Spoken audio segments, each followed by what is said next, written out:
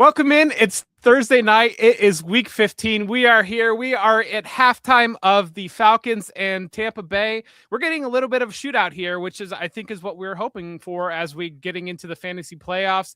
Two of these teams, we know some of these NFC South games can give us shootouts. And so far, that's what we're getting. We're getting the Kyle Pitts game. He has been fantastic. And really, he came into this game playing very, very well, but the touchdowns weren't there, and that was holding him back. He was one of four players coming into this game, four tight ends that had 60 receptions and 600 plus yards coming in, but he's kind of sitting down around tight end 14 because the touchdowns weren't there.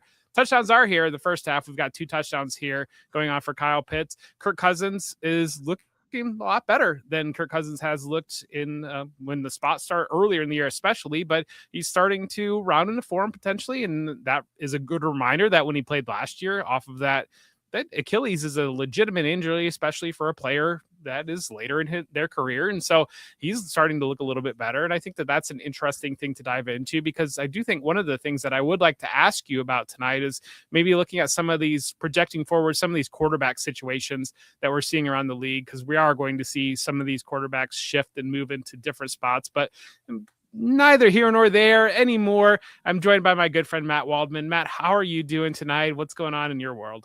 Punch drunk and slap happy, I think. That's kind of where we're at from what we've been talking about. But, we're talking about Kirk Cousins at this point with 2 touchdowns. I mean, that'll do it. And, everyone's favorite, punching bag has been Kyle Pitts in fantasy. But, it's funny. You watched him from the game, whether it was in Europe, I think it was in Germany, was the game that they played in.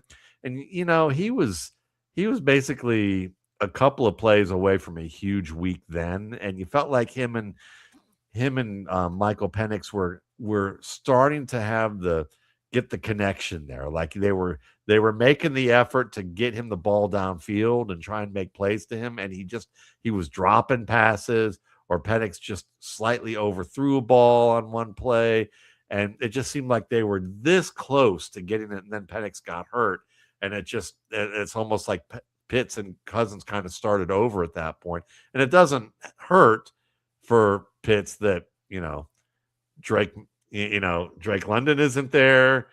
Darnell Mooney has not played well overall this year.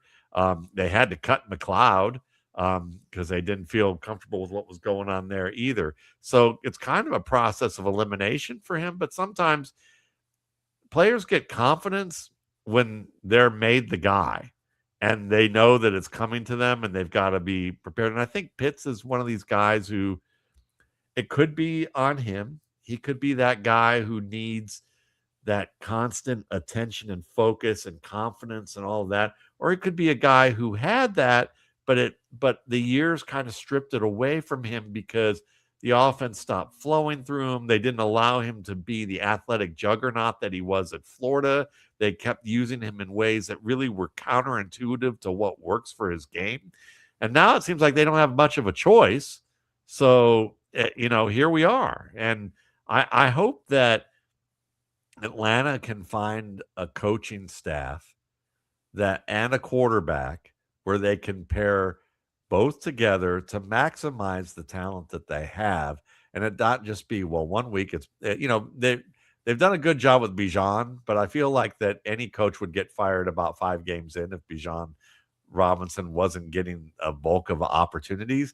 But it feels like you should be able to find a way to do that with Pitts and with London. And there should be a trio. And the fact that they couldn't get the trio rolling this year, I would put that more on the coaching staff than I would probably put on the quarterback at this stage. But we're going to find out, in a couple of years. And with Cousins, like you said, another opportunity, very, very possible with the way these young quarterbacks are. It may, depends on the team. We know that he's going to at least get a shot to be a bridge starter somewhere, whether that's by intent or by need. So he may get picked up by a team and signed, and we're going to say, well, we're drafting another quarterback. We want you to sit behind him. But if things don't go the way we think, we're going to turn to you as being the starter. He'll be the new Flacco, from that standpoint. And so, and if the Buccaneers, they've been kind of, if I recall this correctly, they've been kind of weak on the defensive side of the ball, and giving up a fair bit. If that's the case, it kind of shows with what we've seen with Cousins, who hasn't been this hot, yet this year. So it's a good sign, at least for the Falcons, even if it is the Buccaneers. Yeah, they've been really gashed in the pass game. They've strong run defense, especially Vita Vea there, but the pass defense has been really bad for Tampa. Do you think that there's too much overlap with Drake London and Kyle Pitts when you're looking at their skill sets and how you want to round out a wide receiver room or just a target tree in just because of I think that areas of the field that they both excel in, there is a lot of overlap there, and neither of them are, they both can win down the field, but they're not the type that are threatening the defense with verticality, with speed in that regard. Outside of the more of technicians almost, and size is a big part of their games as well. They're also not the guys that are going to be the immediate quick separators. They're not the Lad McConkey out there or the Amon-Ra St. Brown type of player out there. Do you think there's too much overlap there for them, or do you think the Falcons have not found the right pieces to make that overlap make sense? I think it's the latter, because if you look at Sean Payton back in the day, they had Michael Thomas and Gannon. Jimmy Graham, and they fit kind of the mold of Drake London and Kyle Pitts. So it can be done. It's just a matter. But then also they had a Hall of Fame caliber quarterback who could basically thread a needle with a football, and that's something that I don't think, as good as Kirk Cousins has been in his prime and as good as Michael Penix might become, it's not there yet in Atlanta from that standpoint. So I would say probably is a little bit of a combination of both, because you've got to find you got to find the right offense, but you got to have the quarterback to be able to do it. And so they have neither. I think, though, because you have these players and you have them under contract, I know that with Pitts, that could be a change. So, and it might be convenient enough that they go elsewhere. But it's a shame that they wasted this kid's talent, if you ask me. Now, we may find out that there's more to the story from the Falcons locker room when Pitts leaves, that maybe he wasn't the worker that he needed to be. Maybe there was some things going on with him that they felt like they had to babysit him more. Maybe it was more of a Keon Coleman type of thing there. But I could also say, just from watching the film, at least in Buffalo, they let Keon Coleman try and go up and win footballs. I did not see that even with Matt Ryan at the end of his career in Atlanta. They didn't do that with Pitts. So I just kept looking at these coaching staff after coaching staff and go, how do you know this coaching staff has a clueless angle to their approach? They're not using Kyle Pitts the way Kyle Pitts was used at Florida. Yeah, and so Pitts, he did have that 1,000-yard season as a rookie, and then he had a pretty significant injury, and he talked about that after that follow-up season. He had that injury, and he just couldn't get right, and he said that really took a big toll on him, not being able to get right. And then it was like right after that, then Desmond Ridder was his quarterback, and then he had Arthur Smith as his head coach, and Arthur Smith was not scheming to the ways Ground that and Kyle pound. Pitts, yeah. And then all those things kind of compound, and then you get Drake London come in, and like we said, a little bit of some overlap, and Drake London kind of like just being the new hotness, and we see it all the time with fantasy football. I think it's so funny having the Bucs in this game, because everybody is all about Bucky Irving, and Rachaad White is yucky, and we don't want Rachaad White out there. But 2 years ago, Rachaad White was the guy that we were banging the drum for. Why is he not out on the field? Like, get rid of Fournette.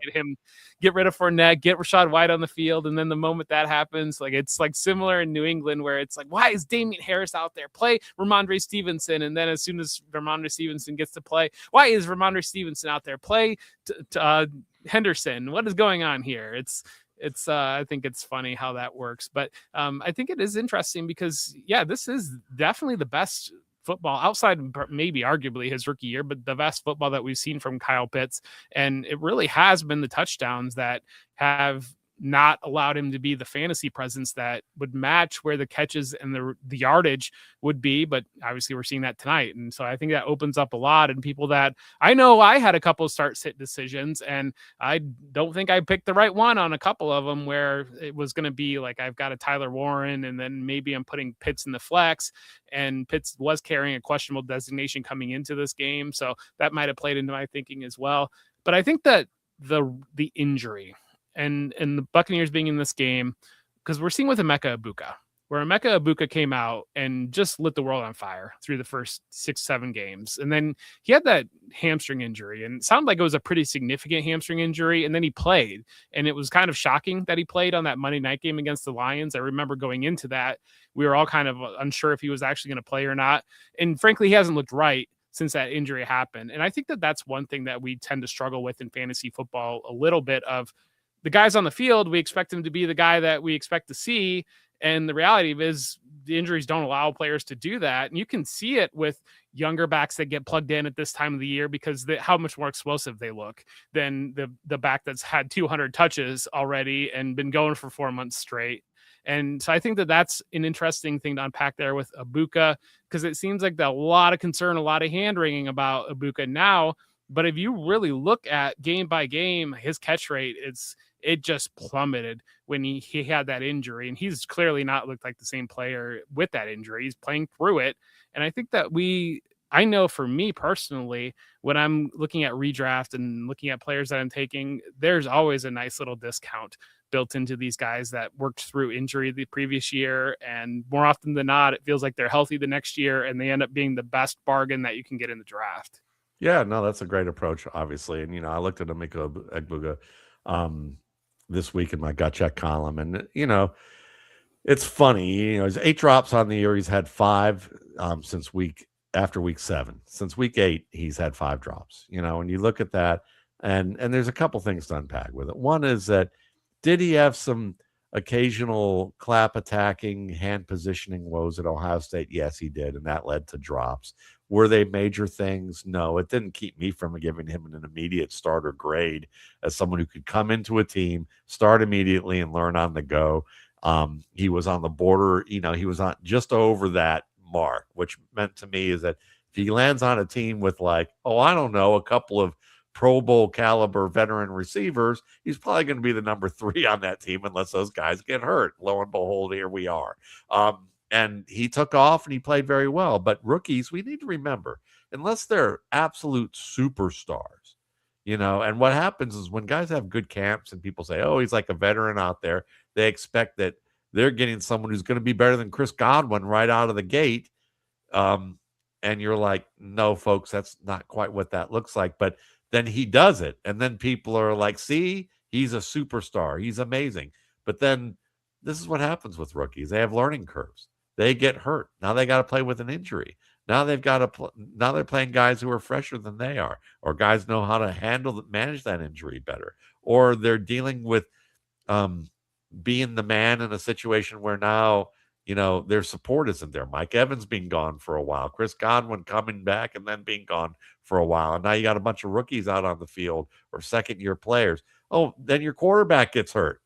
And now it's, there's a confluence of factors that happen. And people are like, oh, well, we should be concerned about Emeka. He's not what we thought he was. I think sometimes you just have to look at a player and go, he wasn't what you thought he was when you got too excited about him. And he's not what you think he is now that the roller coaster has gone, down the hill. Okay. He is let's stay even keeled about this guy. And when I watched the drops, that was what did it for me, because yeah, there were some positioning issues he could have maybe done better. There were some hand attack issues that could have been better on some. And then there were some that I would personally not have graded a drop. And that's something we should probably get into because, we talk about stats being objective. Stats are tracked. Stats are tracked by humans. Humans need to have criteria for what they constitute a drop to be. And a drop is not a drop is not a drop. That is not, not all drops are the same. Some drops are because Baker Mayfield threw the ball in a position that you wouldn't expect a receiver to make that catch. Or if they make it, it's a tough play because the defensive back has the advantage on that. Or it was a play where it was like it's catchable, but you you almost couldn't blame him for dropping the ball. Like there's some are harder catches than others, and some are egregious drops. And so we don't count any of that when we look at drops. So if you look at somebody who's got 8 drops, you go, oh, he sucks at catching the ball. But then if you look at it just like, oh, completion percentage, and you say, oh, Lamar Jackson can't complete passes at Louisville because he's below 60%. But then you look at all the drops that were legit drops, like just egregiously bad, bounced off the hands, little girl trying to attack a bouncy ball, and it's bouncing off her head type of drops. And you go, oh, he would have been at 66% for the past 2 years if you eliminate those from the list.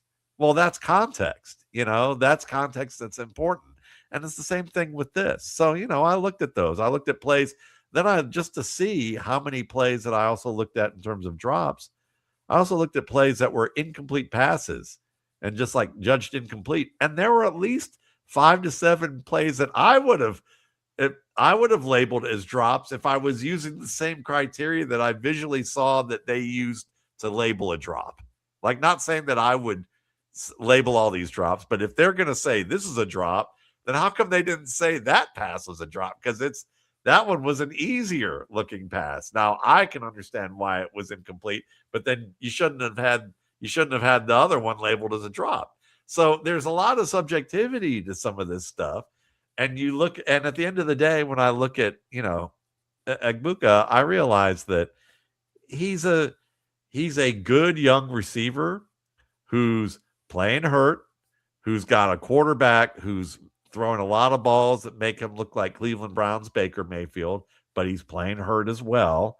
And we know, so we've got to understand that, especially in context that when he was healthy, he looked like the MVP, or an MVP candidate. So with all that together, I'm totally with you, Jeff. He's a bargain next year. He's a guy that you still want to consider in Dynasty as a cornerstone receiver, one of your first 2 receivers that you can get off the board. Probably if you can get him as your 3rd receiver off the board, you've got a really good receiving core to begin your Dynasty format with that. And people just need to kind of understand that stats that are tracked are extraordinarily subjective. And, you might look at me, bless you might say, well, I'm a film guy, but I think most people who understand my process know that what my background in is actually in looking at best practices for tracking data.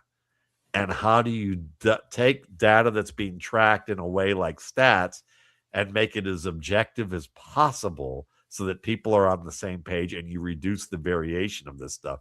And I can assure you right now, without even having to, I mean, it's going to sound like a lot of hubris, but I've had nearly 20 years of experience with this.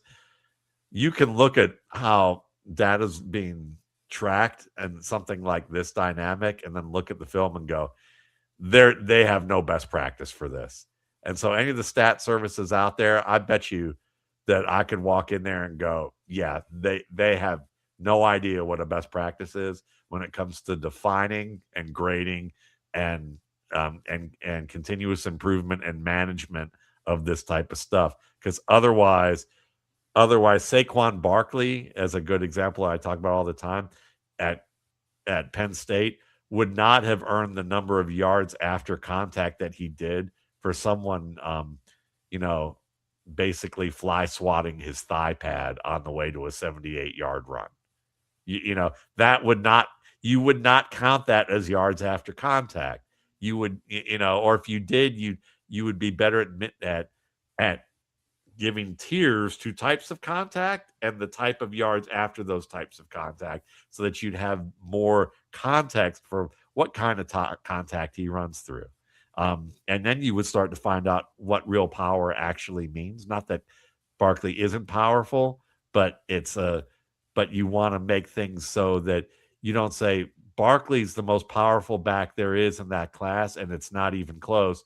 And somebody might go, Nick Chubb, you know, it might be on the same level. Instead of people going, oh, that's crazy because the stats say this, you might be able to look at it and go, oh, well, the context behind these stats paint the story that should have painted. And that's why when we look at Agbuka, he's, yes, he drops some balls, but everyone drops targets, and it's not he's being found out and he's bad. It's just he's a rookie, and there's a confluence of factors that should improve next year. I love this topic. And so I if somebody were to classify me, I would be probably classified as a film guy as well, but I'm a CPA. So I have numbers by practice. And one of the things that I wrote about on my Monday article a couple of weeks ago was looking at yards per route run. And so yards per route run is like, people love yards per route run. But like for me, I'm looking at it, I'm saying, so like because I kept seeing, well, Luther Burden's yards per route run, amazing. It's amazing. It says he's going to be a superstar. And to me, like I look at it, and so I'm digging into yards per route run, and I'm seeing Luther Burden, and conceptually I'm thinking one thing, and look back, and a couple of years ago, like Laviska Shenault, amazing yards per route run. And then I'm looking, and Jackson Smith-Njigba, horrible yards per route run his rookie year. George Pickens, horrible yards per route run his rookie year. Nico Collins, horrible. Trey McBride, horrible yards per route run their rookie years or early in their careers, because Laviska Shenault doesn't know how to play wide receiver. He only knows how to do one thing, to run with the ball in his hands. And so they're not going to have him on the field to do all the other things that you have to do on the football field. So yeah, amazing yards per route run, because you're only going to give him the ball when he's running a route, because there's no point in having him out there otherwise. Meanwhile, you have a Jackson Smith-Njigba that is learning all the things about being a wide receiver outside of actually having the ball in your hand, while DK Metcalf and Tyler Lockett are on the field with him. Or you have George Pickens that's learning all the things about having the ball in his hands early in his career. Or Nico Collins, similar type situation. And Alec Pierce, another player that they learn an awful lot about how to play the position of wide receiver, how to impact the game while the ball's not actually going to you. And then you can do all the things. So you're going to not be coming off the field. And now all of a sudden the ball is going to be going to you a lot, because you are a well-rounded player. But meanwhile, if you're only looking at the numbers, you've written them off and saying, well, they're on the field, but they're not a priority. The team doesn't care about getting the ball in their hands. They're just out there to distract. And meanwhile, Laviska Shenault, I mean, if they were just to give him 40 routes, 50 routes, look at what this was like 210 yards per game that this guy would be doing this. And I think that, like, I see it with that. I see it a lot with like satellite running backs, where like a guy might be a Najee Harris is asked to run into the middle of the line 25 times per game and get 2.5 yards to try to stay ahead of the sticks. And then Jaylen Warren is asked to come in and run a draw in 3rd and 15 that they're giving up on the play, and he gets 8 yards on it. And you see it a lot on the Ezekiel Elliott, Tony Pollard, while Elliott was still at the tail end of his prime, and they're all like, get rid of him. And you're like, dude, you don't understand. They're people who are like, these are the people who run companies into the ground by talking about, certain types of data where they're kind of like, yes, we need to do that. And you're like, seriously, you're the same people who are like 6'2", 210-pound receivers. Let's just take them and eliminate anybody else who didn't do that. The Eagles tried that, and they screwed that up big time, because they didn't realize that, oh, that's worthwhile data after you look at everybody who should be looked at, and then you can maybe use that as a tiebreaker. But are you really going to use that as a tiebreaker when you had Odell Beckham? You had Steve Smith Jr. Are you really going to look at those guys and go, no, there's got to be a common sense filter with that too. I'm sorry. Go ahead. No, I just think it's great. And so I think that a lot of what I see in the fantasy space, it takes a long time to be a film watcher. It is a massive learning curve. It is steep. It is a mountain to climb to be comfortable, to be putting your opinions out as a film watcher, as that. And so I think numbers have stepped in as the proxy of like the shortcut method. And like I hesitate to say shortcut, but it is kind of the shortcut method of like a way that you can participate in the conversation without the massive climb of understanding the nuance involved and all that. But then not understanding the nuance involved in it, you're just not painting the full picture. And I think that, you know, we both were talking before the show about the rookie process, and we're kind of stepping into ours, and we go our lanes during the rookie process. And and I always compare it to painting a picture, basically. And early in the process, like I can kind of we can do a paint by number more or less. I can give you the outline of this, and then once we start to fill some things in, then okay, then color gets added, and then all of a sudden, you know, and the player gets drafted. We know where they're drafted. We know the situation that they're working with, and when we get into the summer, then we can have a more complete picture. Obviously, we haven't seen them actually on the NFL field. I haven't seen how that translates, but you can get to a good picture at that point. But only looking at the numbers and not understanding the context of why these numbers were earned in this regard doesn't allow you to look at a Laviska Shenault and say he doesn't know what he's doing. But the team recognizes that there's an opportunity here, that it's a young player, and if we put the ball in his hands, maybe something will happen. So when he's on the field, we'll put the ball in his hands, and his efficiency metrics might be great, and it might indicate that yes, he could 125 yards per game if this opens up. But by that same metric, I saw a lot of people write off Jackson Smith-Njigba, write off George Pickens, write off Nico Collins as like, we know what these guys are. These guys are just going to be, because there are guys like a Nick Westbrook-Ikhine or somebody like that their job is to just run straight lines down the field, because I absolutely love Matt Collins. Matt Collins is one of my favorite players. Matt Collins does one thing very, very well, and he runs downfield and he gets open occasionally, but it doesn't translate to any level of volume for meaningful for fantasy. But I think it's not understanding the context.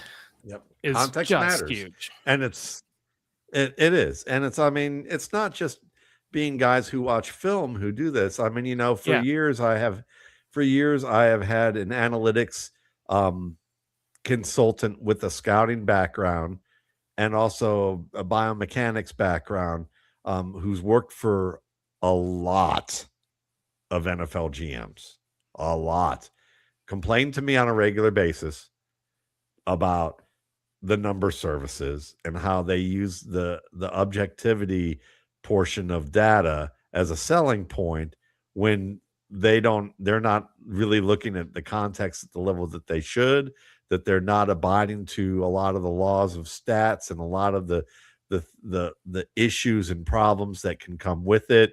And they can overfit things a lot, over engineer certain things, and they run with it to try and sell. And they've gotten the public to buy into it, especially the media, to buy into this, because it's just easy to get into it, convenient. It makes you sound authoritative. It's easier to hide the subjectivity of data than it is to hide the subjectivity of some of the film stuff. And that's the rub. And so, you know, the film folks get kind of, you know, get labeled, oh, well, it's all subjective. And then you get some of the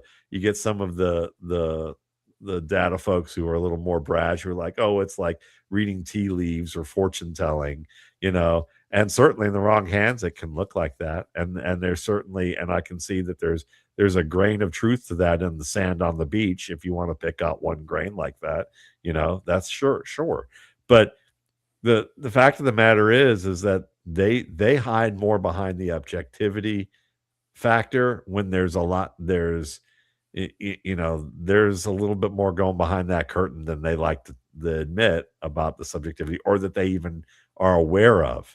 You know, but because the public buys into it and it's popular and it gets clicks and it gets likes, and then media will buy into it, and media, trust me, I mean, I've worked with enough media, and some of them don't know, you know, I'm surprised they know the difference between a plus and a minus symbol, much less we get into anything more.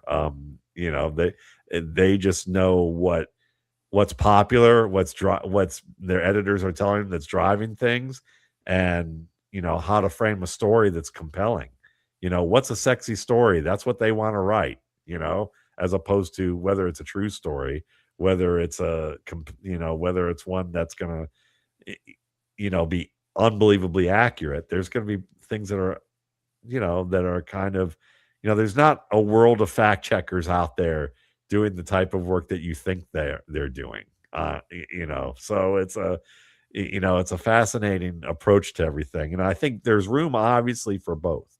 It's just that Yes. it takes time to be able to do things right, and you're going to be wrong at times, and you have to have some humility about what you're wrong about and what you're wrong with players. I mean, look, I loved Laviska Shenault coming out, and I thought that there was a lot of potential there, but he was also from that Des Bryant era of wide receivers, kind of that just maybe early post era. Like he was like that. There was still that bleed over between that. And then for me, around 2018, 19 was when I really reframed my entire wide receiver evaluations, and and really went to work on looking at how do you looking at all the different techniques and studying up on things and working with a wide receiver coach and using a lot of his work to find, to really reframe what I do. And it's made a huge difference for me in terms of the quality of work that I'm seeing and what I'm noticing. And I'm laughing because I find that I point out things on my tape on my like top 10, and it's the same things that this wide receiver coach is pointing out later in the week on his coaching points of pro players, as like routes of the week, routes like Picasso from coach Drew Lieberman, and so and you can find him on YouTube. He should get more love for a lot of the techniques that he looks at. But that's the thing. And you look at Burden on the other end of the spectrum, you have to understand too, is Burden necessarily a fraud, or is it more that the love for Burden is fraudulent for the reasons they're giving when we don't know yet? Because if we're going to look based on the film, you would say the data is way too sunny right now. But you could also look at the film and say there's enough on film there that he should get there. But we need to understand that they're bringing him along slowly because they feel like this offense is going to take a couple of years. They didn't want to have a second-year player, a rookie tight end, and a rookie wide receiver as his Caleb Williams' three top receivers when he's learning. It'd be better if we get Cole Kmet on the field because he's played a number of years. It's better that we have a multi-year veteran DJ Moore, even though he can't seem to run the right route or like not freelance late in routes that he's been getting yelled at, but he should know better. Olamide Zaccheaus, we know what he can do, even though there's moments that we look at him and he makes a mistake and we go, get Luther Burden in there because of yards per route run. But then you look at the catch he made last week, through a keyhole. And you realize, okay, the guy's being reliable for the most part in terms of he's where the route's supposed to be. And for a quarterback coach with a very structured system, he's going to tell the media. He's going to tell the media it's important for them to do both, be where they're supposed to be and catch the ball. But I'm telling you, from a quarterback development perspective, he doesn't want to say it, and he's not going to say it. But what he believes is if I have to pick one, I need Caleb to know where the receiver's going to be so that I know that he's throwing it with confidence to where it's supposed to go. And then the catches will come. We need to, that's where we need to kind of go. And we have enough guys who are pros that they should catch enough balls. It shouldn't be a problem. But if you're going to pick one or the other at this stage, I need enough guys that Caleb doesn't have to overthink what everyone's doing. He just needs to react to what we've told him is going to be there, and then it's going to build from there. And you're seeing that. And that's why he said it would be nice if he could throw for 70%. He didn't say he expects him to throw for 70%. But the media, because the story's sexy, not because it's accurate, are all talking about that 70% completion percentage and comparing it to Jared Goff in year 3 in Detroit as a and oh, Caleb's not good because he's not throwing for 70%, you know. And again, we're not looking at the factors of drop passes, misrun routes, things like that that maybe would get him over 60%, and the comparisons to Anthony Richardson might not be some of the thing, you know, might not be as apropos either.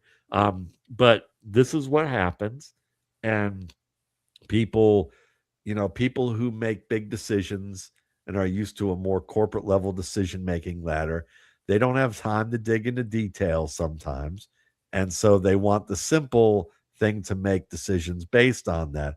But the problem is that I think people who are very good at their jobs can factor in context even with the simple numbers and go, all right, that's a layer, but it's not going to be the decision making um, switch point for me. And I think that that's the thing that sometimes when we get into data analysts, we have a bunch of data analysts, and they can go a little bit too far into, they're married to their data. You know, I think Dwayne McFarland is a great example of someone that fantasy life who, you know, who is very good at being able to look at film and look at data and say, I'm not a film guy, but I know enough. I'm trying to learn enough about football to be able to look at the context for some of this stuff. And I understand where I'm at. And I think that, you know, we have a number of people of football guys who I think do a good job of that. You know, Doug Drennan, I think, is a good job of being able to know where, you know, he looks at the data but understands there's a lot more context with that. Chase, you know, was great at that, you know, when Chase was here. But I mean, it's the type of thing that we just, you know, overall having a balance, like you said, Jeff, is just it takes time, and it's you know, and it's an issue, it's an area where it's probably not gonna, it evolves over time. And also we have young people who respond to stuff as fans, and that sometimes there's a demand for stuff that's more the icing than the cake, and then eventually they start to embrace the. Yeah, and it is really, I think what happens quite a bit, because ends up being fights about analytics versus film and all that, is basically if you're naturally pushing back against things that you don't necessarily understand, and it takes a growth mindset to not have that insecurity and push back against the thing that I don't understand, because it's the thing that I don't understand. It's I want to learn more about that. Please explain that to me. And I think that really understanding it is, I'm a big believer that understanding something is being able to explain it in the most simple terms possible. Like if you're, and I think one of the things that, as I've wanted to learn more about, well, what metrics do matter for fantasy football, or what metrics are you looking for in that? Because I mean, I'm somebody that I've grown up around the game. I've watched football for 4 decades of my 4-decade life, basically, and that's what I did Monday through that was what I did as a kid. Like growing up, my uncles were coaches, and it just kind of was also like, it's something that as we get into prospect season, like I feel like I'm pretty, I have a lot to learn, and I'm trying to learn more. But at the same time, I can feel like I can pretty quickly flip the film on and say, well, that guy moves like an NFL wide receiver. He's got a great chance to be an NFL wide receiver. Or that guy, it's not there. What are we doing here? And more often than not, it ends up being a decent job. And so I think that that's something that comes with reps, and reps take a lot of time, and just wanting to learn more and go in that direction. But I think one of the things that's interesting that you said was talking about, like with Caleb Williams, we've already seen Caleb Williams at some point this season. He threw it to a spot. The receiver was not at the spot. And what is all the conversation is, look at Caleb's accuracy, look at Caleb is missing the throws and all that. And whereas if you're throwing it to the spot and the receiver's at the spot and the receiver doesn't catch the ball, the conversation is not on look at Caleb throwing to the wrong spot, the conversation's on look at that wide receiver dropping the ball for Caleb Williams. And so I think that that's a really good point that you make there. And obviously we saw Aaron Rodgers a couple weeks ago say, Jonnu Smith's not in the right spot. Jonnu Smith is not where he needs to be for these plays to happen. And I think that for Jonnu Smith as a player that we've always we see all the tools and all the package and everything, and it's never quite put together except for 1 year in Miami. But if you were to watch back on Jonnu Smith and what happened that 1 year in Miami, it was very much, it didn't matter if Jonnu Smith was in the right spot or not. The way that offense was so broken, like Tua was just going to throw it to the spot that Jonnu Smith had gotten to. And that was just the function of the offense. And that was the one really strong year that we've been Smith. And so you run into players like that and you see that. And I think that it's adding that layers of context onto it. And I think one of the interesting things that I saw kind of come out of the analytical mindset is like the revelation with the 2 tight end sets, that how much better teams are at passing out of the 2 tight end sets. And to me, like, well, yeah.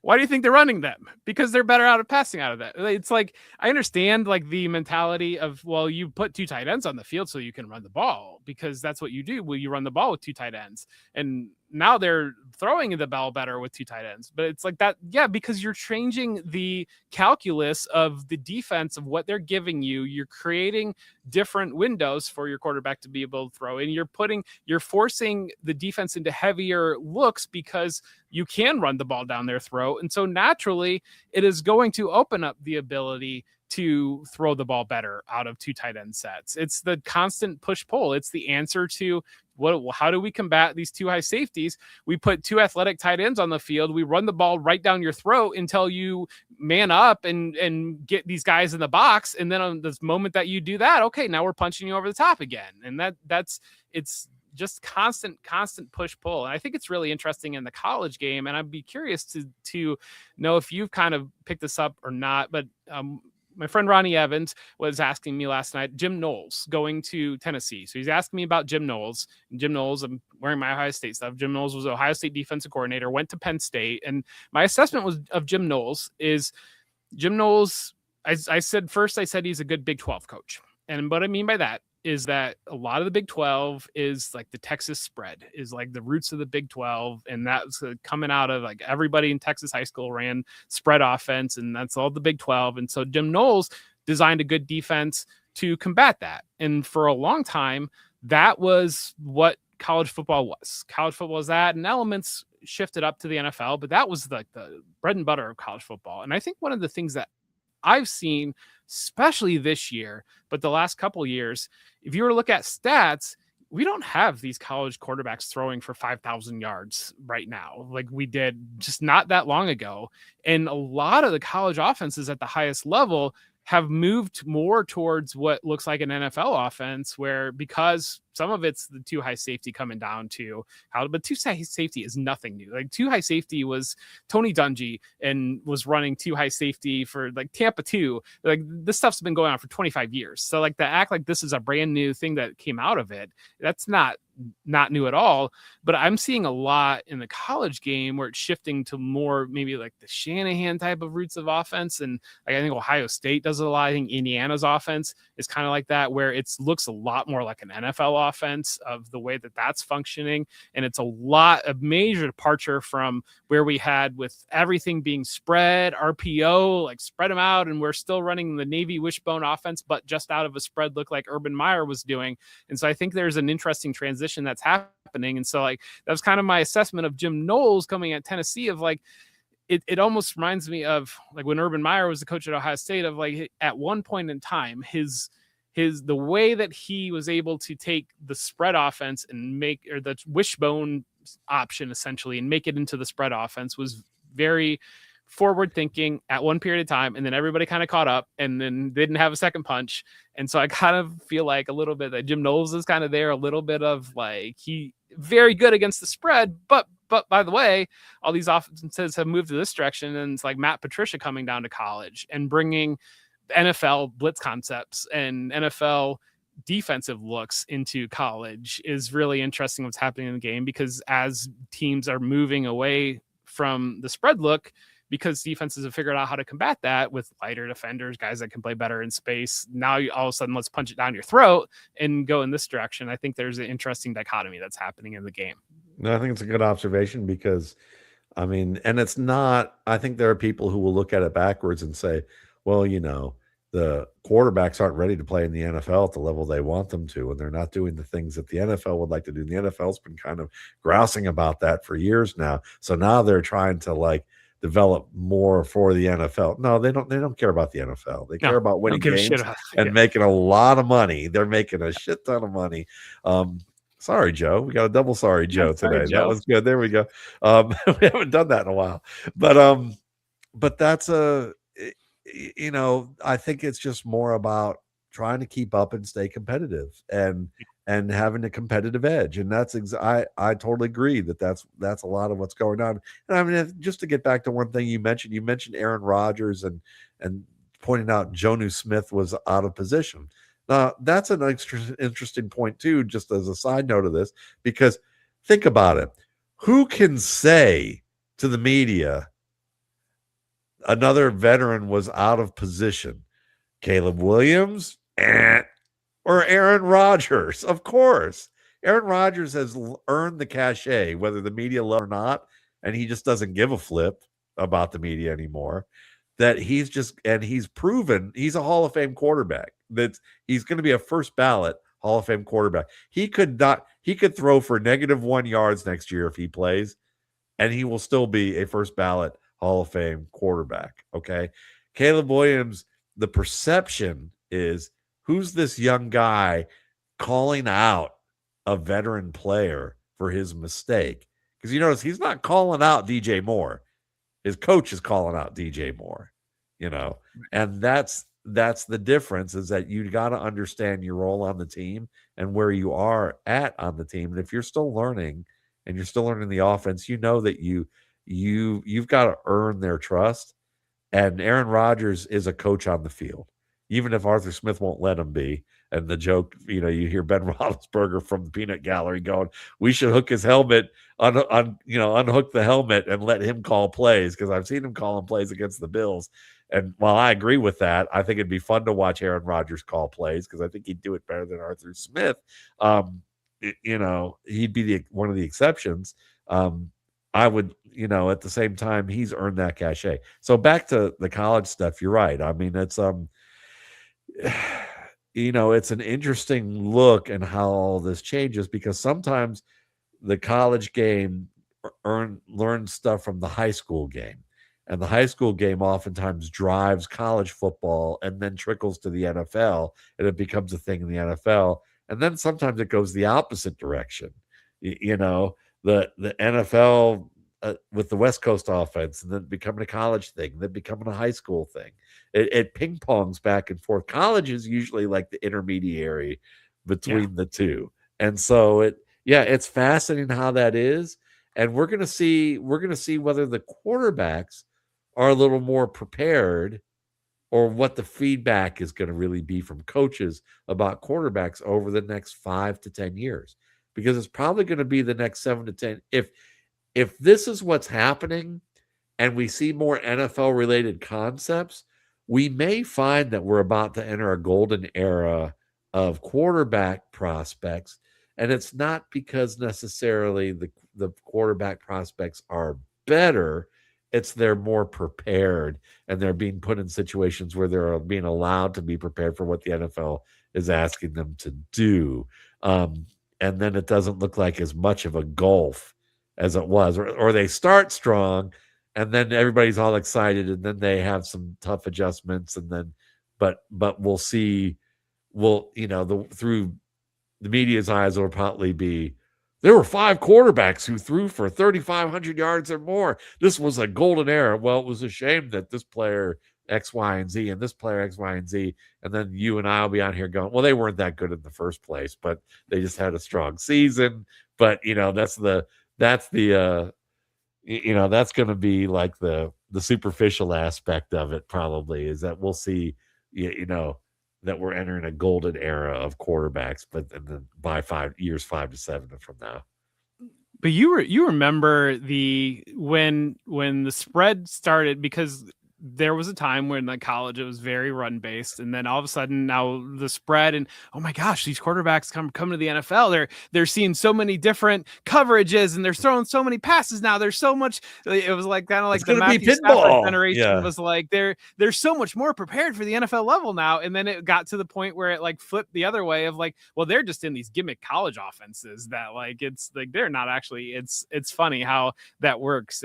And the reality of it is the offenses ahead of defenses sometimes, and defenses ahead of offenses sometimes. And when the offense is ahead of the defense and you're putting a player in the position to succeed in that environment, and then all of a sudden they look much more prepared. And when the defense is ahead of the offense and you're putting a player in that environment, then oh my gosh, they're such a mess. Like there's so much work to do. And the reality of it is we're all a mess. We all have a lot of work to do, or we're all like humming on this thing right now. And remember when Jermichael Finley was going to revolutionize the tight end position?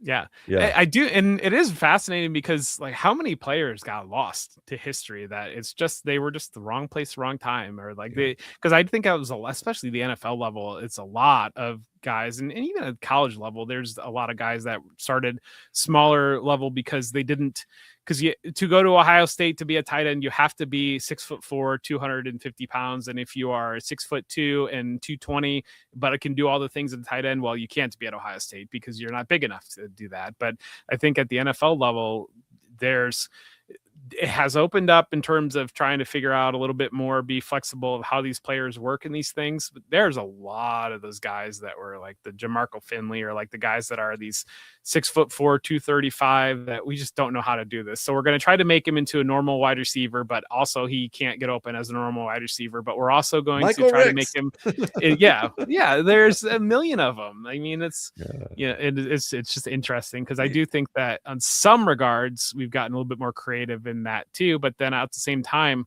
I feel like we're pushing to a place where the development of coaches is difficult too, and putting coaches in position to succeed, to be able to develop, because if you're not succeeding, you're not developing because you're getting fired and you're getting sent out the door.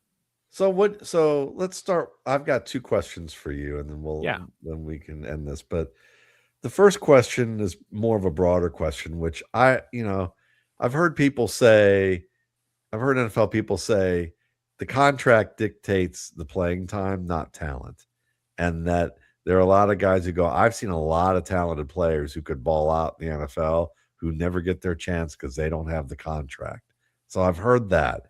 Now, I'd love to hear your take on that, because there's a part of me that goes, that may be a little bit of worker gripe, but I also believe that there's some truth to that to an extent. I mean, we could see, Robinson, the running back who was for the Jaguars, and Marrone having to get permission to get him to have competition with Leonard Fournette when they wanted Fournette out. It otherwise might not have even happened. He might not have even seen the light of day. But then also I look at things like, all right, we've got Shedeur Sanders, and we've got the whole controversy this year about Shedeur Sanders and how the Browns picked Dylan Gabriel. Well, they also picked a quarterback in the third round out of USC a number of years ago, not long ago, who had no business probably being a third round pick either. And they picked him and played him early. It's not like that's a Browns thing to do. Okay. But then there's the fact that, the Browns are purposely holding back Shedeur Sanders, and that the coach doesn't like Shedeur, and that there's a lot of stuff going on with that. Maybe there is. But then I also look at it and go, if you're the head coach of a team and you're likely the lame duck head coach, Jeff, and you've begged to be able to get your offense back, the one that got you to the AFC Championship game, not the Deshaun Watson monstrosity that of spread looks and pistol where they couldn't run the ball the way they wanted to. Let's play under center. Let's do that. But now that your front office picked Dylan Gabriel in the third round, and then you guys got Shedeur in the fifth round, and you probably don't want a rookie quarterback right now. You probably want a Joe Flacco, and why you got him back, because you want to win so that you can keep your job. You probably don't really give a flip about either of these rookies. Okay. And probably that Shador is the more talented guy, but you can't say that to the media.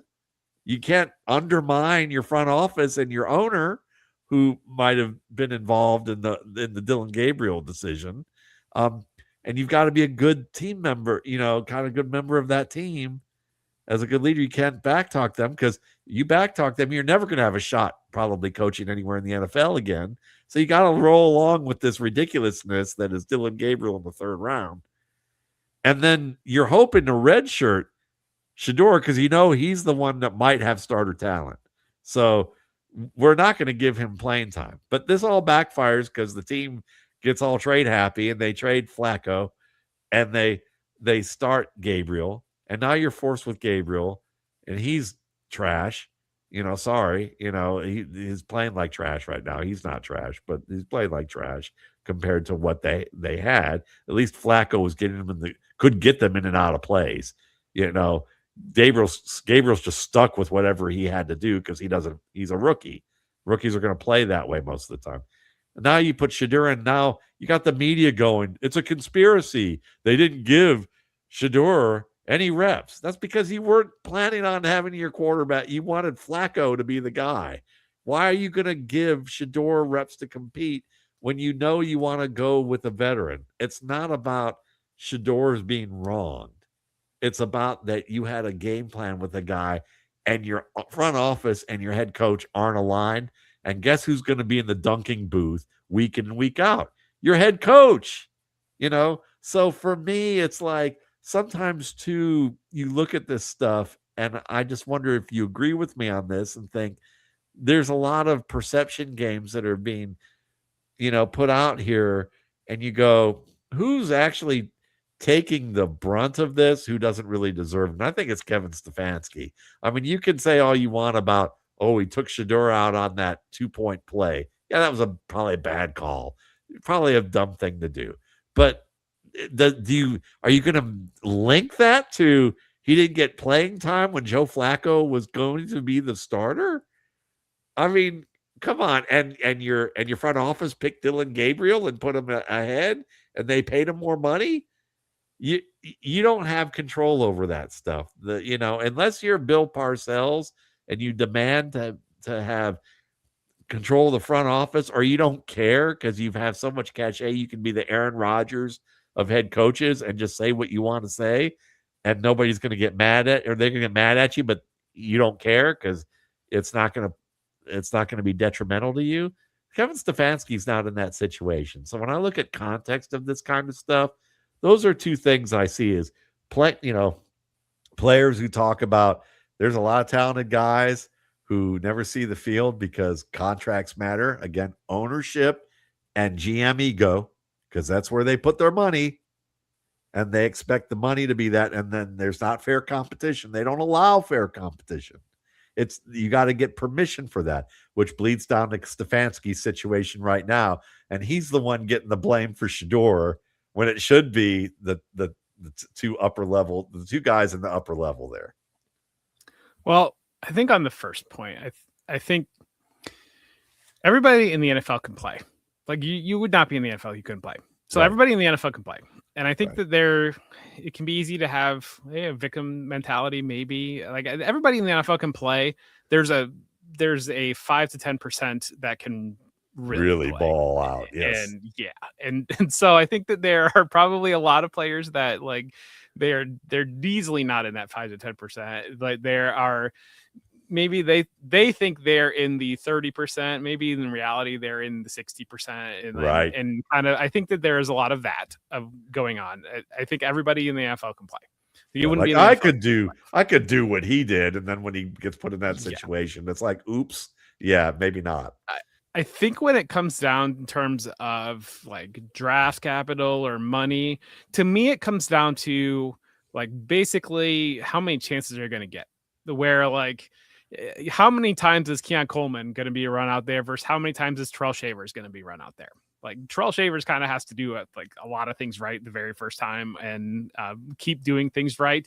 Whereas Keon Coleman can do some things wrong and so that I think that's where it really comes down to that of if it's truly the guy can play, I think most guys are going to get a shot. And Yeah. how many shots they get, I think, is what a lot of it comes down to. Because I do think ego and all that, sure, is part of it. But as much as, and we see it in fantasy football, as much as we want to make sure we nailed our first round rookie pick, what makes us feel real good is that fourth round pick that hit, or that guy that we picked up off waivers after our rookie draft. That makes us feel real good. So the idea that like the ego presents, like they still got added that guy off of the scrap heap basically, and they found something there. I mean, they look like you grab Puka Nakua in the 5th round, 6th round, you're a freaking genius. So Tom Brady. Yeah, Tom Brady, you're the best GM ever. So like that is where like I think that it's I just think there's a lot of guys that probably like everybody can play, and a lot of guys feel like they're being aggrieved. Like is probably where a lot of it comes down on that. I think on the second point, I think the way we talk about sports is like really broken, like really fundamentally broken. What we're a lot of what's going on, because it's first on the Stefanski point. Who do you think would be the quarterback of the Browns right now if Kevin Stefanski had his druthers? Because I think we're seeing him play right now. Yep, I agree. think it would have been Baker Mayfield. There's no way that Kevin Stefanski would have made that move for Watson. It would have been Baker Mayfield, and we would have had a Browns team that would have had multiple first-round picks that were traded for Watson, that would have augmented having Myles Garrett there, and would be they were competitive with the Kansas City Chiefs to go to the AFC title game with Baker Mayfield in, I think it was either second or third year there. So or they would have been in the Aaron Rodgers mix. They would have looked at an Aaron Rodgers or a Kirk Cousins. They would have looked for trading. So if they weren't happy with Mayfield, because again, I think there's a bit of a whitewashing of what happened with Baker. Yes, Baker I had think to there was learn a his lot of lesson. growth. Yes, exactly. You're exactly right there. So if they were agreed that Baker was not the right guy anymore, they would have traded for a veteran. They were on the verge of a Super Bowl, and they would have gotten a guy who could have run Stefanski's offense and added to it. And that obviously could have been Kirk. It could have been Aaron. And there might have been even somebody else in that mix that they could have looked at that time. I'd have to go back and remember, but it would certainly be different than Deshaun Watson. That was an absolute disaster in terms of just schematically, not even what's going on off the field. I think that backup quarterbacks are very interesting, because to be a backup quarterback for a long time, like basically you need to be a model citizen off the field. And so I don't know that there was a grand conspiracy with Shedeur Sanders, anything like that. I think that it was a guy that was not athletically gifted enough to be a slam dunk first round pick. To be a first round pick, you need to be an elite athlete and also very clean. And like that's basically first round pick. And if you're one of those things, then we're kind of starting to talk about day 2 into day 3 type. And then if you're like, you are kind of one of those things and you're really not this other thing, then we're starting to talk about like end of like pick. Chad and Kelly. So I think that yeah, exactly. I don't think there's a grand conspiracy about Shedeur Sanders, anything like that. I think it's simple as NFL teams viewed him as you're going to be starting as a backup quarterback, and there is a lot in this package that we're looking at of bringing you into this locker room as a backup quarterback here. And so he absolutely should have gone multiple rounds earlier. But I mean, NFL GMs know this family. They know what they were looking at and bringing into the building. And NFL GMs are, the reality of it is NFL GMs are very conservative, calculated. They, we've got a lot of Ivy League guys, or like you become an NFL GM because you've done a lot of right decisions in your life. And usually more often than not, it's not been risky decisions to lead you on that career path to get to that point. It's a lot more people that are very stable, and they are very one certain type. And so I think that doesn't really go well with having a guy that you're embracing a lot. to bring him in as a backup quarterback. I don't think it was a grand conspiracy. I think that all those things are as just a symptom of where we are with the sports discourse. Like nothing can be kind of a thing, or like everything has to be over here or over here because I have to present over here because that's where I will get feedback and that's where people will view and will allow me to get ratings and grow my career. And so like those types of things, it's all the massive game of what is going on. But I think that for Shador, it was just a lot to embrace for a guy that you are going to start as a backup quarterback and you're going to develop. And I think that there are tools there. I think that what he's doing, I don't think is shocking. I think that if you were to watch him, like there were definitely things there that leads you to believe that he could be a starting NFL quarterback. But there's also, it's not slam dunk on athletic tools, and there was concern about what you are embracing here as your backup. Yeah, I mean, for me, he was a Kirk Cousins starter kit, and if you remember Kirk Cousins when he started, people weren't sure he could be anything more than a backup after watching him in Washington in cleanup duty for a while. It took him a while to become the starter that he did in his peak. And I think that Shador is a lot like that, like athletic enough, but not, he's a chain mover than he is a big play runner. He doesn't have a massive gun of an arm, but if you give him good weapons around him and he's playing on schedule and he's reading the defense right and he's being quick enough with his anticipation of what's going on, none of those things are gonna be an easy start for him right now when he had no reps at all, to begin the year with a first team offense. So the fact that he's coming in there and making it and getting better as they're doing it, that all makes sense.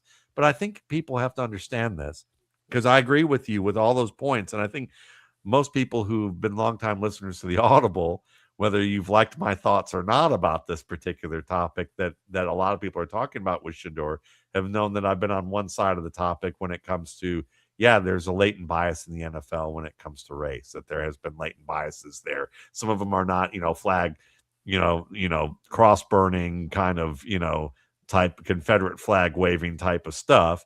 It's just latent biases that happen in corporate America, and why there were DEI programs and things like that we're trying not to like slant it in somebody else's favor, is trying to educate everybody around so that we can understand differences and that we don't penalize people for differences that actually could prove out to be helpful when we look at studies that show that, diversity and differences of thought and mindset and approach and in life can actually make teams stronger. And I think that's all that was really about. And when you look at certain things, there were things that people said about players that just made no sense and kind of seemed to be going that route. With Shador, I think there was more, really, it was that he was not, like you said, not a lock to be a day one pick, because day one picks have massive arms, or they have incredible athletic ability, or they have both, or they have such incredible accuracy and anticipation, Joe Flacco, that they can elevate a program despite not having day one physical tools. And Shador Sanders did not show any of those things. He showed, and part of it too is first round picks. You're going to be comfortable bringing them into your season ticket holders and giving them the microphone and letting them stand at the front of the room. Well, that's my next point. And you're right. My next point with that is this, is that, now there's latent bias about, Carolina's owner and Cam Newton. That was some BS. Okay. Like, if you didn't feel, if they were worried about what Cam Newton looked like from that standpoint, that's part of the problem. That's part of the problem. But at the same time, what I would say is that when you have a quarterback like Shador Sanders, who goes into pre-draft meetings and there are multiple coaches say he was not prepared, and he pushed back on not being prepared, and we had arguments about not being prepared on a day where most people who even would slack but fake the funk, no, this is the day I'm going to act like I've done everything that I'm supposed to do and actually do it, even if I'm not going to do that later on. This is that time. The fact that he came in and did not care and pushed back because for whatever reasons you want to assign it to that we don't know for sure. I have some guesses, but like for whatever reason, he didn't do that. And there were multiple teams that said, yeah, we didn't, based on our pre-draft meetings with him, we took him off our board. We dropped him to this point. We know he can play. We had these issues. That right there, that's all you need to know. Is that's what Kevin Stefanski was looking at in the same way that, teams heard about Chad Kelly, who I used to love to talk about for years. And because Chad Kelly, if he had Kirk Cousins' mind's maturity, the greatest rivalry in football today, right now, would have been Chad Kelly, Denver versus Patrick Mahomes, Chiefs. It would not have even been close. They were the two best quarterbacks in that class, in my opinion. It wasn't even remotely close. And and from what we were told, Chad Kelly, when they brought him in, they were like, we want to redshirt him. We're going to give him a year to heal from his injuries, because when he said, I'm the fastest quarterback in the league other than Lamar Jackson, people laughed at that in the media, but they didn't know that this dude was a dual threat quarterback with legit sub 4.5 speed. And that when they saw him later in his career, he was he was playing with a sports hernia, and he was coming off an ACL tear, and he was still smoking Georgia defenders, splitting them at Ole Miss. Okay. He was not lying. All right. But the problem was all the off-field stuff, all the crazy off-field stuff. On top of it, he has a learning disability, so how he learns is different. And when they brought him in, they were like, "We're giving a year off," but the dude would literally practice by himself the entire playbook in an empty field after practice for hours, and then bug the coaches every day. When are you going to let me compete? When are you going to let me do it? And they're like literally trying to tell him to shut up, And when he played, he had promising moments, but he couldn't stay mature. And that's the thing. They were hoping that we're going to give you a chance to show us what you are. And he showed them what he was, unfortunately. And he ran himself out of town. And he nearly ran himself out of a CFL contract, despite the fact that they brought him in and he was the star of the league. And there were coaches that I talked to or heard, their scouts I talked to, who told me that they talked to coaches who said, this guy could be that Warren Moon type of player if he got his head on straight. And like he could dominate for a few years in the CFL and come over here and finish his career as a franchise NFL quarterback. It's not going to happen. And it's a shame. But it's like, that's why, and he's not even as talented as Chad Kelly was. Like, I'm sorry, it's not, if you're looking at physical on-field talent, if you're looking at talent to work at your craft and become a good quarterback, he may have that. I mean, Tom Brady had that. That's why Tom Brady turned out to be the GOAT, not because he had Mahomes or Chad Kelly like physical throwing talent. So it's a fun conversation, and I would just assure people that a lot of this is a little bit more media noise than it should be. And and generally I take that stuff a little more seriously, but when it could be biases of coaches could be biased too, and maybe there were some things that they expected that maybe they shouldn't have, but most of the time that's not the case. You look at coaches, they just want the best players who can play most of the time, who fit their system. And Shedeur Sanders' style of quarterbacking is a better fit for most systems than, say, Malik Willis when he got into the league, or Anthony Richardson when he got into the league, or Lamar Jackson, the way it was perceived of Lamar Jackson when he got into the league. It wasn't true, but that's what they perceived, or Colin Kaepernick for that matter, the way the way he got into the league, So if it wasn't that, a lot of it had to do with immaturity. And there is you said his dad. I mean, listen, his dad's a lightning rod, and he's a polarizing figure, and he was a great player, but he also has no problem saying what's on his mind, and he has public sentiment. And how many teams worry so much about what other players, what fans think, and what the public thinks.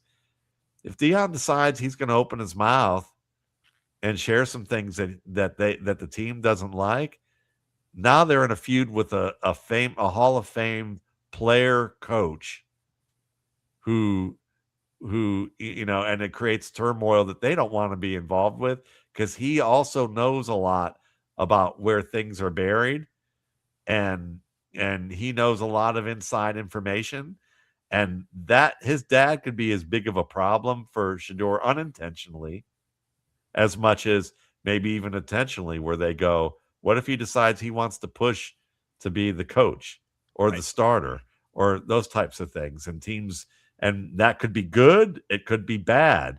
It depends on how the teams view that. They just know that it's an added element that could be a massive headache, and and they want to reduce those possibilities.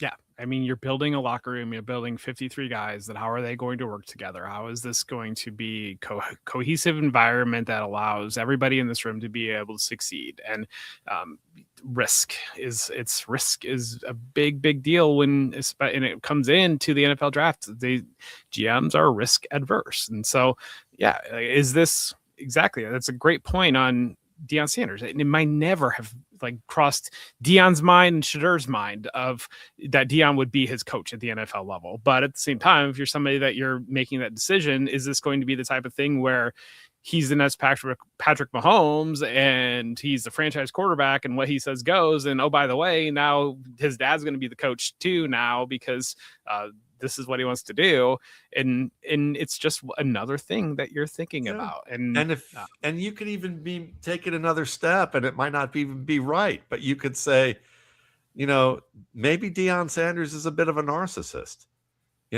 What if you believe he's narcissistic?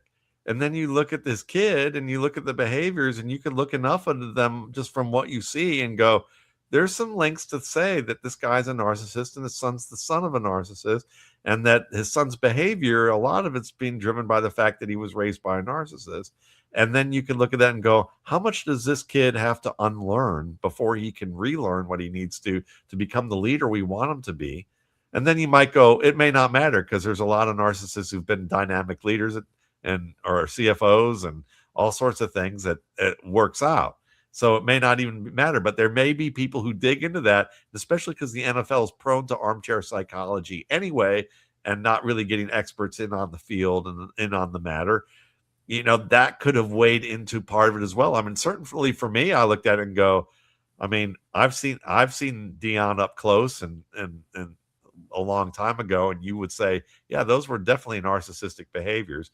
And then you see some of the people complain about Deion's coaching style, and you go, there's some narcissistic behaviors with that too. But at the same time, he's had success. At the same time too, the only coach that Shador Sanders has ever had until he became a pro was his father. So that's also kind of a fascinating tidbit. So it's all these, it's rich with a lot of details that are speculative. But if teams have to weigh all of that, like you said, you made the great point, they're going to be conservative and say, yeah, no thanks, I'm not taking that risk. Well, and I think there's also something too of you talk about the latent racism, and I think it's something that take Ladd McConkey, for example. So when you hear Deion Sanders, when you hear the son of Deion Sanders, when you're going to assume one type of quarterback. And the reality of it is Shador Sanders isn't that type of quarterback. He's not an athletic dual threat quarterback that's running around and doing that. He's very much, like you said, like the Kirk Cousins starter kit. Like Ladd McConkey, when I watched Ladd McConkey, I was like, I know exactly what's going to be written about this guy. And I know exactly the guy that I'm seeing on tape, because the guy that I'm seeing on tape is just carving people up downfield. He's a downfield receiver. This is and he can work on all levels. And I know that these scouting reports that are going to be written about him are going to say Wes Welker, slot receiver. I know that. It's this is the package. And it's just one of those things of the reality of it is. And so when it's really hard. You have to have a level of critical thinking, or you have to have a level of being able to check yourself to recognize and say, I'm walking into watching Lad McConkey, and I assume he's going to be a gym rat, slot receiver, and oh, by the way, when I turn the tape on, this guy is a down the field menace. Like, this guy is can do all of that, and that is very different than the type of player that I thought I was going to be watching. And there's some people that like, oh, this is a fun surprise. Like, oh, look at and there's other people that like, nah, I know what this guy is. It's like, and it's just kind of that. Yeah, I mean, Lamar Jackson. I mean, everybody was talking about Michael Vick, and I'm like, this guy's already better than Michael Vick. And I know that there'll be some people go, oh, that's not true. So he's more trying to be Steve Young, which is where they were hoping Michael Vick would go. Michael Vick said in Lamar Jackson senior year, oh, he's already way better than I was at this point in our career. Like, he's so much better in the pocket than I was. He's so much better at reading the field than I was. I mean, that was straight out of the dude's mouth. You know, I mean, but I mean, it's difficult. Sometimes that's the thing about all of this. A lot of what we've talked about today, whether it's data or film, or whether it's, how we look at things, context is important, but there's also biases involved with the context that we have. And we got to try to be aware of them as much as possible, and also be open to the fact that we may be biased on some level. And then there's some people who will tell you that you're biased, but they don't even understand the landscape that they're looking at. And so sometimes you listen to it, but sometimes you have to go, yeah, I'm just going to ignore that because that's noise compared to what's happening here. So it's what makes the game interesting. I mean, here we are, it's a 28-26 game. The Buccaneers, Baker Mayfield's thrown a couple touchdown passes. You got Mike Evans involved. Nice to hear his name. 132 yards right now. So, he had a long of 45, which is pretty good. And then you got Chris Godwin involved and, on a touchdown. And we even see Devin Culp out there talking about tight ends who play like wide receivers, but not quite fast enough like wide receivers. Devin Culp was certainly that guy. He got a touchdown. Kirk Cousins has 3 touchdown passes to Kyle Pitts. Look at that catches. So. Yeah, I'm glad I did recommend him today. I hope it was in time for the people who asked me, because I finally got to their emails at 8:00 tonight. So I was like, yeah, Pitts in both of your leagues. So I'm hoping they did that. But yeah, we'll let y'all see the final few minutes of this, and we appreciate you hanging on with us. Take care, everybody.